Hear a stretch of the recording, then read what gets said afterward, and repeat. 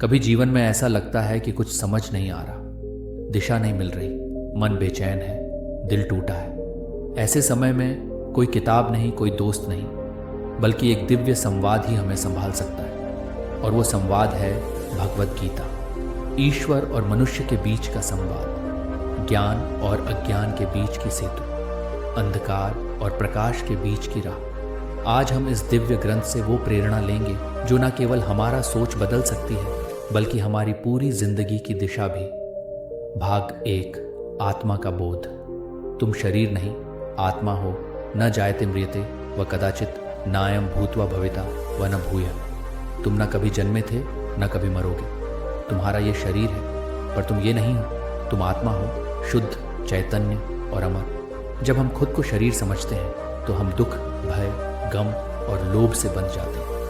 पर जब हम ये जानते हैं कि मैं आत्मा हूं, तब हमारे सारे डर खत्म हो जाते हैं। मृत्यु का डर, विफलता का डर और समाज का डर सब गायब हो जाता है। क्योंकि आत्मा कभी नहीं हारती, वो केवल अनुभव करती है। हर जीवन, हर जन्म एक कक्षा है जहां आत्मा सीख रही है। भाग 2, कर्म का मार्ग। कर्म करते चलो, कर्मण्येवाधिकारस्ते मां फलेषु कदाचन। इस दुनिया की सबसे बड़ी प्रेरणा यही है कि तुम्हारा अधिकार केवल कर्म पर है, फल पर नहीं। जब हम फल की चिंता छोड़ते हैं, तभी हम सच्चे मन से कर्म कर पाते हैं। सोचो, एक माली पौधा लगाता है। वो जानता है कि फूल कब खिलेंगे, ये उसके हाथ में नहीं, पर वो अपने कर्म में, पानी देने में, देखभाल में कोई कसर नहीं छोड़ता। यही कर्म योग है, यही गीता की शिक्षा है। आज का इंसान फल चाहता है, जल्दी, तुरंत, इसलिए वो अधीर होता है, हताश होता है। पर श्री कृष्ण कहते हैं, तुम्हारा काम है कर्म करना, बिना चिंता के, बिना लोभ के।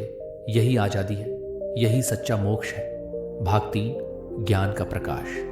अंधकार से बाहर निकलो, न ही ज्ञानेन सदृशम पवित्रमिह विद्यते। ज्ञान से पवित्र कुछ भी नहीं। ज्ञान ही वो मशाल है जो भीतर के अंधकार को मिटाती है। पर यह ज्ञान किताबों से नहीं आता, यह आता है अनुभव से, मौन से, प्रश्नों से। गीता कहती है, जिज्ञासा रखो, प्रश्न करो, गुरु से पूछो। एक सच्चा इंसान वो है जो हर दिन जानने को तैयार है, जो अपने पुराने भ्रमों को छोड़ने को तैयार है। ज्ञान वही है जो तुम्हें विनम्र बनाता है, जो अहंकार को तोड़ता है, जो तुम्हारे भीतर के शुद्ध स्व को बाहर लाता है। भाग 4, इच्छाओं की अग्नि। त्याग में ही शक्ति है। त्रिविधम नरकस्येदम द्वारम नाशनमात्मनः कामः, क्रोधः तथा लोभः। काम, क्रोध और लोभ नरक के 3 द्वार। ये ही वो जाल है जिसमें हम फंसते रहते हैं। और तब हम सोचते हैं, क्यों दुख है, क्यों जीवन में अशांति है। उत्तर गीता में है, हमारी इच्छाएं ही हमारा बंधन है। हर इच्छा एक उम्मीद बन जाती है। हर उम्मीद जब पूरी नहीं होती तो बन जाती है पीड़ा। और श्री कृष्ण कहते हैं, इच्छाओं से ऊपर उठो, त्याग को अपनाओ। त्याग का मतलब भागना नहीं है, बल्कि स्वीकार करना है। जो है, जैसे है, उसे स्वीकार करना और फिर भी अपना श्रेष्ठ कर्म करते रहना, यही शक्ति है, यही गीता है। भाग 5, स्थित प्रज्ञ। स्थिर बुद्धि, अडोल मन, दुखेष्वनुद्विग्नम न सुखेषु विगत स्पृह। जो व्यक्ति दुख में विचलित नहीं होता और सुख में आसक्त नहीं होता, वही स्थित प्रज्ञ है, वही योगी है, वही वीर है। जीवन में हमेशा उतार चढ़ाव आएंगे। आज सफलता है, कल असफलता। आज तारीफ है, कल आलोचना। पर अगर हमारा मन इन सब से स्थिर है, तभी हम सच्चे जीवन को जीते हैं। स्थिर मन गीता की आत्मा है। एक सैनिक युद्ध के मैदान में तभी जीतता है जब उसकी दृष्टि लक्ष्य पर टिकी हो, न डर पर, न मोह पर। भाग 6, ध्यान। भीतर की यात्रा। युंजन्यवम सदा आत्मानम योगी नियतमानसा।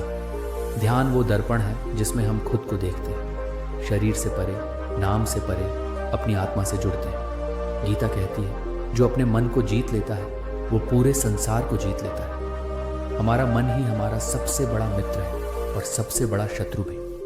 अगर मन वश में है तो जीवन स्वर्ग है, अगर मन बेकाबू है तो जीवन नरक। ध्यान से हम इस मन को सिखाते हैं रुकना, सुनना, समझना। और जब मन शांत होता है तो आत्मा की आवाज़ सुनाई देती है। यही सच्चा योग है। भाग 7, परिवर्तन भीतर से शुरू होता है। हम अक्सर दुनिया को बदलना चाहते हैं, पर गीता कहती है, दुनिया को नहीं, खुद को बदलो। हर बदलाव की शुरुआत स्वयं से होती है। जब तुम प्रेम करते हो तो दुनिया प्रेम देती है। जब तुम क्षमा करते हो तो जीवन सरल हो जाता है। जब तुम खुद को स्वीकार करते हो तो दुनिया भी तुम्हें स्वीकार करती है। गीता का सार यही है, परिवर्तन बाहर नहीं, भीतर होता है। और जब भीतर से प्रकाश आता है तो बाहर की हर चीज़ सुंदर लगने लगती है। गीता कोई किताब नहीं, ये एक जीवित संवाद है। हर बार जब तुम इसे पढ़ते हो, ये तुम्हारे हालातों के अनुसार नया अर्थ देती है। ये कोई हिंदू धर्म का ग्रंथ नहीं, ये मानवता का शाश्वत संदेश है। ये युद्ध नहीं सिखाती, ये भीतर की शांति सिखाती है। तो जब अगली बार जीवन कठिन लगे, रास्ता धुंधला हो, मन टूटा हो, तो याद रखना तुम अर्जुन हो और तुम्हारे साथ कोई है जो सदियों से तुम्हें देख रहा है, सुन रहा है और कह रहा है, मैं तुम्हारे साथ हूं। डरो मत, कर्म करो और समर्पित हो जाओ। जय श्री कृष्ण।